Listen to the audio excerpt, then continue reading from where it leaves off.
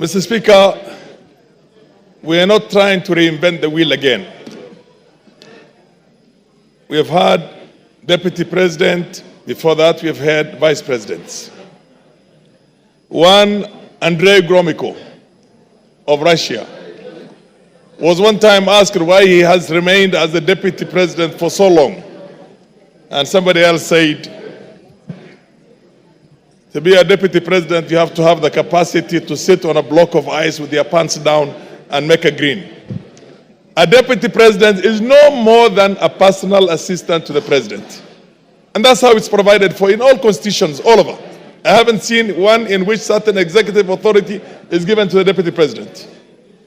In the US, if you remember very well, when John F. Kennedy was the president, there was a brother of John F. Kennedy who was Attorney General, who was called Bobby Kennedy.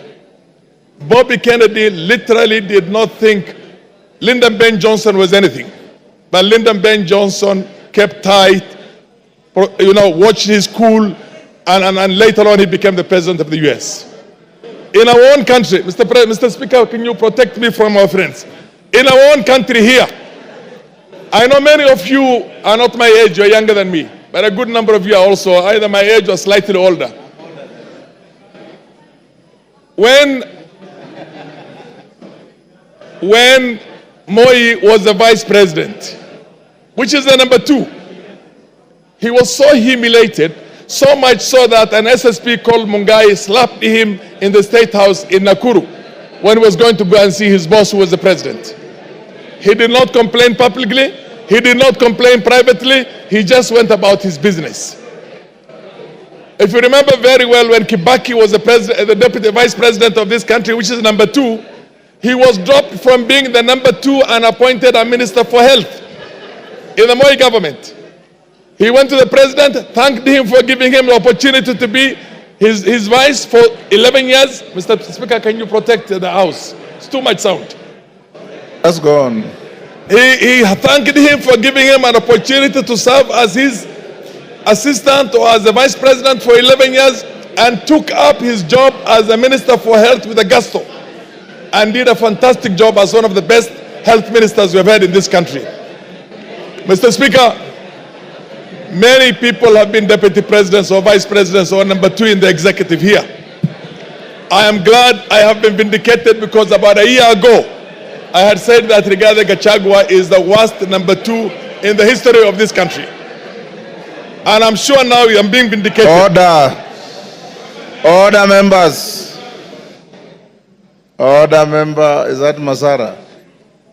Yes. Maintain your silence. Carry on. I said exactly 1 year ago, Rigathi Gachagua is the worst number 2 in the history of this country, whether a vice president or a deputy president. I'm glad I'm vindicated today. I remember when we had almost a collapse of the state and the nation in 2008, and we had the national accord on the floor of this house, and you were also a member of parliament.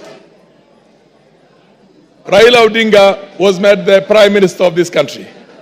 There was Raila Odinga, and there was also Kalonzo Musyoka, who was the vice president. Technically, in law, Raila was supposed to share 50-50 power with President Kibaki, but he was happy to say that he will support the president. And he supported the president until the term was over. I mean, that is what it's supposed to be.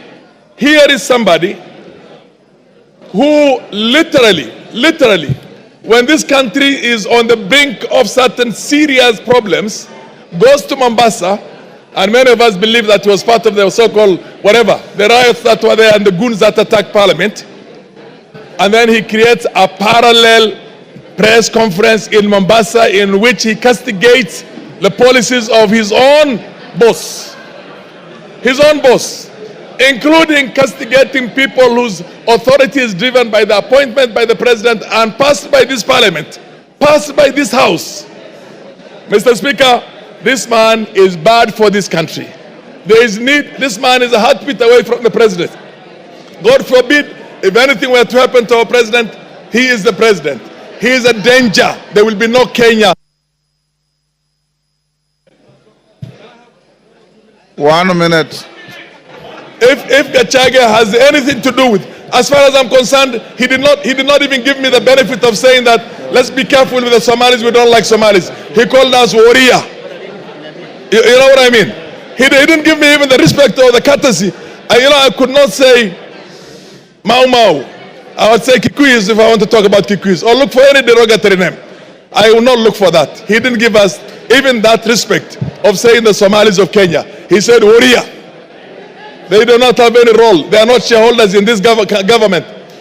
And you know what? I come from a region, Wajir alone, Wajir County alone is bigger than Central Province, Mountain Region, Western Province, and Nyanza put together. In Nyanza, and you have not gone to Garissa, you have not gone to Mandera, you have not gone to Marsabit where we share with our Cushitic brothers, you have not gone to Shielo. He's talking about half the country, and he thinks we are from Somalia. Time is up. Your time is up. Yes, Dr. Kogo. Thank you so much, Honorable Speaker. Thank you, my brother, for allowing me to pass on this information. Apart from what you have said, Mheshimiwa, the Deputy President of the Republic of Kenya is on record for insulting women as Malayas. And I want to go on record. He said that the one and only beautiful Honorable Jematia is a Malaya. And somebody can negate that, and I have to say it. I thank you so much, Honorable Speaker. Yes, your time is up. Give him 1 minute. Okay, yeah, 1 minute. Mr. Speaker, Speaker. Yes. This country belongs to us all. This country belongs to all of us. If you try to marginalize me, and tomorrow I take up arms and decide to fight that, do you think there will be Kenya? Do you think 100,000 Somalis taking arms, there will be Kenya? Or 50,000 Turkanas? Or Sabaots? Or Pokots? This man is playing with this country. We shall not have stability, Mr. Speaker. We must have a country in which we all feel that we are loved and we are equals. Equals. Mr. Speaker, I support this motion of impeaching Gachagua. Let's do it the fastest possible, and we should never have somebody like him in future in any position of leadership. Mr. Speaker, we are all equals in this country. There's nobody who's more equal. We fought for independence. All of us fought for independence, although some will want to try and hide the... Your time is up.